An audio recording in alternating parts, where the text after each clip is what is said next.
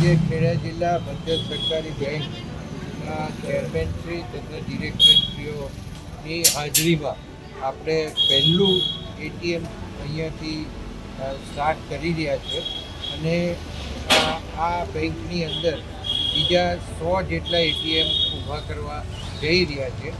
તો હમણાં કહ્યું જેમ ડિજિટલ બેંક એકાઉન્ટ મારું ખોલ્યું ને ત્યાર પછી 1 લાખ જેટલા એકાઉન્ટો ખુલ્યા એમ આ પણ હવે 100 જેટલા એટીએમ થાય અને એનાથી પણ વધારે થાય અને લોકોના ઘર સુધી સીધું કેશ એ લોકોને મળી શકે એવી નજીકમાં વ્યવસ્થા થાય એમના ઘરથી એ કરવાનું આખું આ ખેડા જિલ્લા બેંકના સૌ ચેરમેનશ્રી અને ડિરેક્ટરશ્રીઓનું આ એક આયોજન છે. અને આની પાછળ આપણા કેન્દ્રીય